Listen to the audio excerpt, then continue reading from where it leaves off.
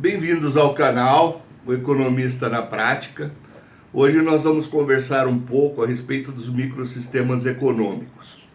Vamos pensar um pouco no Nordeste. O Nordeste é uma região que eu acho que ela é rica nos exemplos.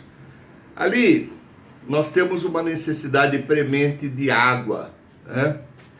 E o que acontece? Para você criar um sistema econômico, você precisa ter os setores, o primário, secundário, terciário, não é verdade? E o que acontece? Ali a primeira necessidade é a água. Mas não basta trazer a água se você não souber também aproveitar essa água bem. Você tem um aquífero, que é chamado aquífero Guarani, que passa ali por baixo no Nordeste, e tem muita água. Às vezes a água não é de boa qualidade, ela precisa ser tratada, mas existe a água, né? E em outros casos a água jorra a 100 metros de altura, a pressão, você nem precisa ter um centro de distribuição, a própria pressão interna já distribui a água. Mas vamos pensar assim, o que criam no Nordeste? O pessoal cria vaca. Vaca, o gado, ele consome até 200 litros de água por dia, enquanto que uma cabra consome 20. Então o certo seria nós estarmos tratando de criação de cabras e não pensando em criar a vaca.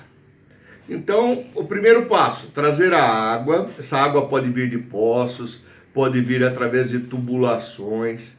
A água no norte ela existe em profusão, em quantidade, e vai para o mar. A água do Amazonas vai para o mar. Eu posso dizer o seguinte, que em algumas situações, como no Chaco Paraguaio, por exemplo, se você elevar a água a 5 metros de altura, ele desce por gravidade 300 quilômetros. E foi o que fizeram no Chaco, canalizaram a água do rio Paraguai para levar para o Alto Chaco. No Nordeste, poderíamos estar fazendo a mesma coisa, começar a criar as cabras, né? Trazer a água, começar a criar as cabras, ter uma agricultura de subsistência ali, utilizando a água que foi utilizada já nas casas, essa água ser recuperada para ser utilizada na agricultura. Ela pode ser utilizada e purificada para que os animais possam beber, que possa irrigar as hortas, irrigar alguma lavoura perene, como de limão e outras. Eu diria assim, que temos que ir mais adiante, como o caso do cactus. Em Israel se descobriu que para produzir um litro de suco de laranja se necessitava de 200 litros de água para poder produzir esse litro. Aí se viu que o equilíbrio hídrico ele é totalmente negativo. O que eles fizeram? Eles derrubaram as florestas que tinham, as plantações que tinham de laranja e plantaram no lugar cactos. Cactos que pegam a água que está no meio ambiente, que está no ar, ok? Então, o que acontece? No Nordeste, nós podemos fazer exatamente a mesma coisa, começar a utilizar o cactus para a produção de alimentos.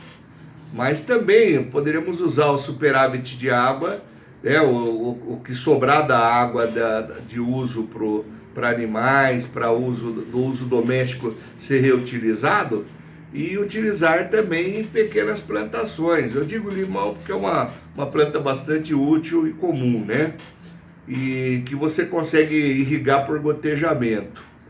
Então, o que acontece? Você vai ter um microsistema ali, você já tem agricultura, você tem a pecuária, o que falta trazer?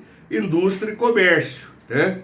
A indústria pode processar o queijo da cabra, processar os produtos que são produzidos ali regionalmente, dentro dessa agricultura familiar, e pegando o gancho do turismo que nós estamos utilizando, ela pode ser utilizada para, uma vez catalogados lugares turísticos, para que artesãos, os produtores possam vender aos turistas ou que se possa vender o produto e os produtos em outros estados. O importante é que você está gerando emprego e renda e fixando o homem naquela região, né? Então, o Nordeste é um bom exemplo disso, até porque também tem pontos turísticos fantásticos que não são muito comentados. Pouca gente fala dos pontos turísticos nordestinos, mas tem lugares ali que são realmente muito interessantes do ponto de vista turístico. Fora os fatos históricos, né? Temos muitos fatos históricos ali na região hiper interessantes. O que nós precisamos é dar liberdade para os ambulantes, para os pequenos comerciantes, pequenos artesãos, né, os pequenos industriais que estão industrializando ali produtos regionais.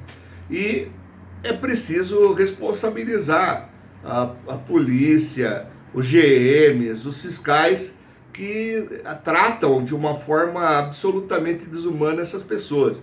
Eu diria até inconstitucional, né?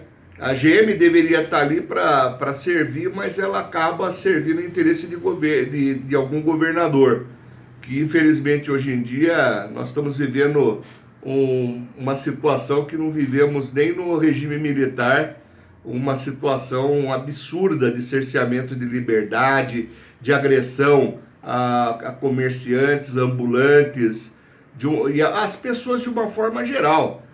Te tiraram a liberdade. Então, nós precisamos retornar à liberdade. Essa liberdade precisa ser ampla. Precisa que algum deputado, algum senador comece um projeto de lei que dê uma proteção ampla a essas pessoas, inclusive quanto à perda de mercadorias, que é outra coisa que veio ocorrendo. Se tem notícia de fiscais que tomaram a mercadoria desses ambulantes e dividiram entre si. Isso é um roubo legalizado, institucionalizado, né? Fora a violência que usaram contra as pessoas, que é uma outra coisa absurda. Então, vamos pensar assim. Se você pensar no laissez-faire, laissez-passer, que é uma antiga filosofia liberal, né, da França, é deixar fazer e deixar passar, né? Nós temos que dar condições na educação, condições creditícias, condições de conhecimento para as pessoas, para que elas possam caminhar para esse mercado, porque aquele pequeno industrial, ele tem a tendência de um dia ser grande, né? Empregar muitas pessoas, mas de cara ele vai gerar um emprego para ele e provavelmente para outra pessoa da família, né? Então, quando eu falo na criação de 14 milhões de empregos, essa parte da livre iniciativa, da criação de microsistemas econômicos, ela precisa ser estruturada e começar a ocorrer, né? Vai ocorrer como? Ela vai ocorrer organizadamente. Você vai ter a prospecção de água naquele município, ou trazer através de tubulações, e você vai ter o reaproveitamento dessa água até o último litro. Ela vai ser usada nas casas, depois ela vai ser utilizada para serem tratados os esgotos, a água para reuso, né? E ela ser utilizada para agricultura e para pecuária. Ou para criação, como eu falo, de animais, como os cabra, bode, que eu penso que seja o melhor animal por causa do consumo de água, de recursos hídricos, né? E, de novo, as plantações de cactos que têm alimentos, né? Produzem alimentos ou flores.